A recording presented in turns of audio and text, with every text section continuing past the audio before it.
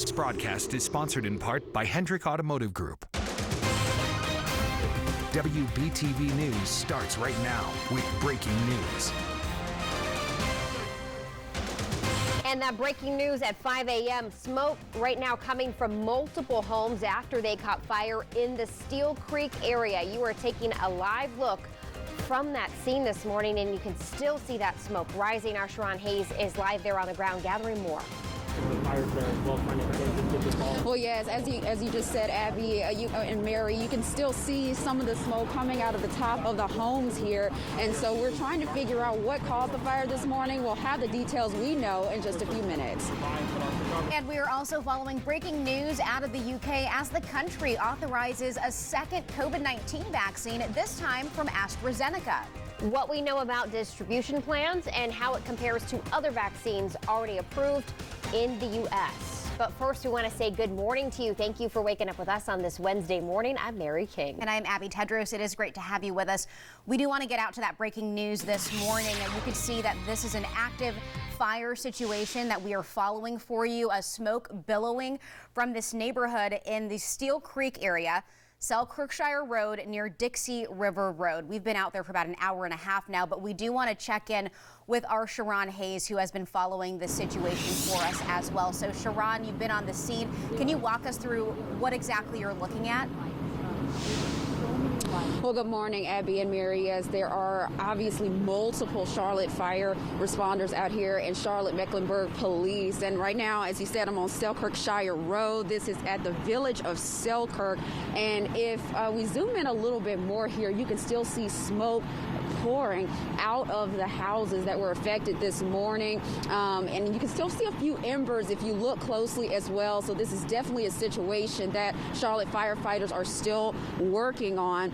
Now, we're not sure the circumstances that led to this fire starting, but it happened about 3 o'clock this morning. We just heard that multiple homes were affected. We don't know that number, but just by the naked eye of looking at this, it appears that we at least saw 2 houses that were affected. Now, we do also know that there was one person that was taken to the hospital. We don't know who that person was, if it was a firefighter, if it was a person in the home. That is just something we saw, but we'll continue to check in with authorities out here to glean any more information that we can, and as soon as we have more, we'll update everyone. Until then, I'm Sharon Hayes reporting live in Charlotte. WBTV on your side. Sharon, thank you. That scene about 1.5 miles from the Charlotte. Change gears now to First Alert meteorologist Al Conklin. Al, these firefighters out in freezing temperatures this morning. Yeah, it's cold out there this morning, and the big issue is not so much the rain today. That'll be spotty, and on the light side, there's nothing out there right now, rain or snow for that matter. But we do have a lot more cloud cover in our forecast for today, and with that, colder temperatures. You can see the clouds already filtering in here during the overnight hours. So while we've enjoyed sunshine the last couple of days, there'll be very little of it today, and it's again much cooler. It's colder, 27 in Salisbury. You're 31 right now in Wadesboro, but we are 40 in Gastonia, 39 in Charlotte. Again, more clouds to the south, and they'll be advancing northward. So even up towards Salisbury, your temperatures will actually be coming up a little bit as we go through the morning. A chilly start at 38. Plenty of clouds today. Not much rain, but not much sunshine and no warmth. The high only 43. Rain chances, they ramp up starting tomorrow especially, and then into New Year's Day. And I'll break down that part of the First Alert forecast in just a couple minutes. Now, First Alert traffic. Taking a look at the current conditions map this morning, no accidents to report at this time, but taking a look at the drive times on the right-hand side of your screen, all drive times coming into uptown Charlotte under 30 minutes at this time. Time right now is 5:04. Breaking overnight, the UK has authorized a second vaccine in the fight against the coronavirus pandemic. And this is the AstraZeneca vaccine. It was developed at Oxford University. Matt Hancock, the UK Secretary of State for Health, says they will start distributing that vaccine next week. Prime Minister Boris Johnson celebrating that news with a tweet overnight, calling it fantastic news and a triumph for British science. The vaccine can be given to people 18 years and older. Just as the Pfizer and Moderna vaccines, this also has 2 doses. However, instead of those 2 doses coming 3 weeks apart, the second dose of the AstraZeneca vaccine can be given within 12 weeks. Happening today, paper checks for the second round of stimulus payments will start going out. Now, keep in mind, direct deposits for those payments actually started last night, and that is how you will receive the money if you filed your 2019 taxes electronically. If not, again, you'll get those paper checks. Americans making up to $75,000 or couples making $150,000 or less are eligible for the payments. Individuals will receive $600, couples will receive $1,200. And on top of that, some families with children can get up to $600 for each qualifying child. In addition to stimulus payments and unemployment aid, the new COVID federal relief package signed by President Donald Trump also comes with more emergency rent assistance. According to our partners at the Charlotte Observer, North Carolina is getting an estimated $700 million out of that $25 billion going towards rent relief. The COVID relief package also extending the federal eviction moratorium. Applications for rent payment assistance through the Charlotte-Mecklenburg Housing Partnership will reopen January 1st. Through late December, the group had already approved assistance applications for more than 4,600 households, totaling $12 million. Now, a question regarding the relief package is whether people receiving unemployment aid will have to reapply. Now, as we've reported, unemployment benefits for 12 million Americans lapsed on Saturday. That was the day before President Trump signed the bill. We reached out to the North Carolina Department of Commerce, and they say you should file your weekly certification to claim benefits for the week that ended December 26th.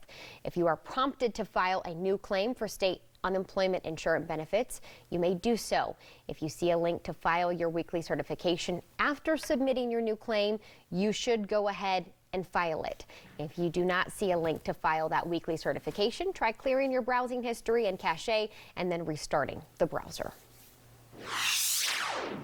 And happening today, Union County school leaders are set to hold an emergency meeting to get an update on returning to school.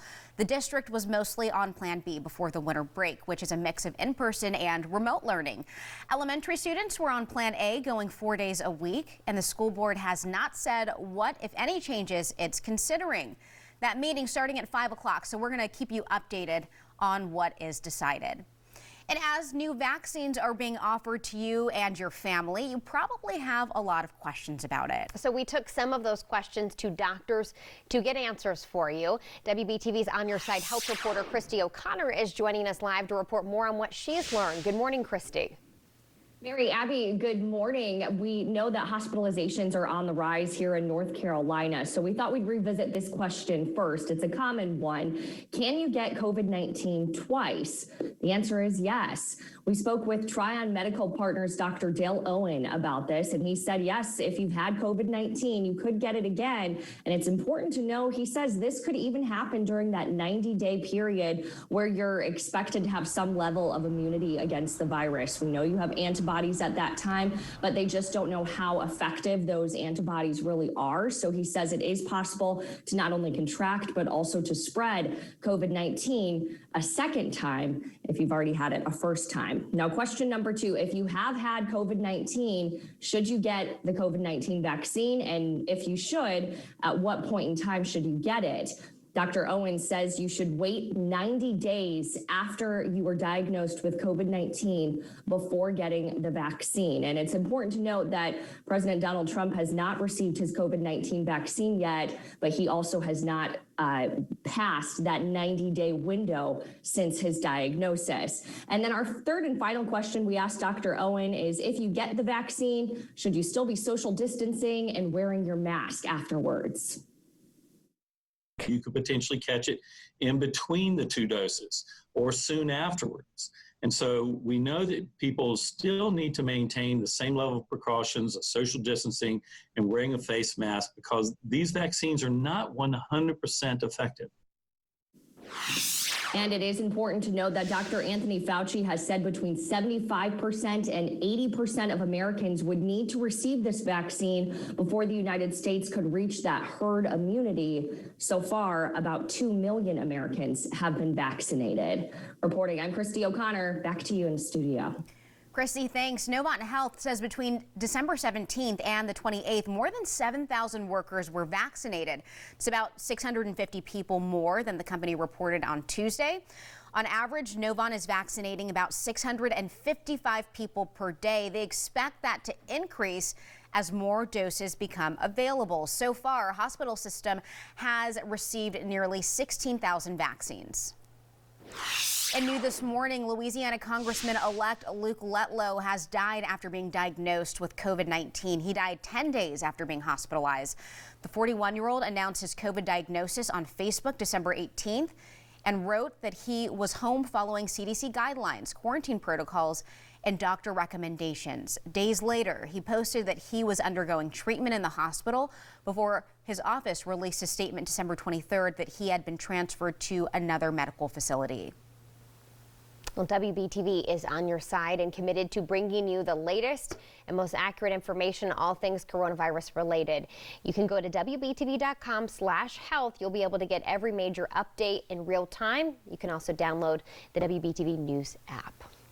Time right now is just about 5:11, and still to come, a Charlotte woman says she was blindsided by her moving bill. Why the moving company charged her more than she expected. Al? Out there right now, we're making snow in the mountains this morning. It's cold up there. Temperatures in the 20s and low 30s. That's Beach Mountain right now, looking live here at the summit. For today, a mix of clouds and sunshine in the high country. Winds will be picking up, though, southwest with 20 miles per hour. Maybe a shower or two. Not a big deal, though. More rain, though, in the forecast for tomorrow and certainly on Friday. Now, closer to home, Charlotte, a lot of clouds today and temperatures are going to tumble. Rain will follow and a soggy start to our new year. We'll break down your first alert forecast when we come back. All right, and we're continuing to follow this breaking news out of the Steel Creek area where multiple homes caught fire on Selkirkshire Road, just not far from the Charlotte Premium Outlets. We're going to get you updated on the very latest as we continue to follow this scene as well. Stay with us.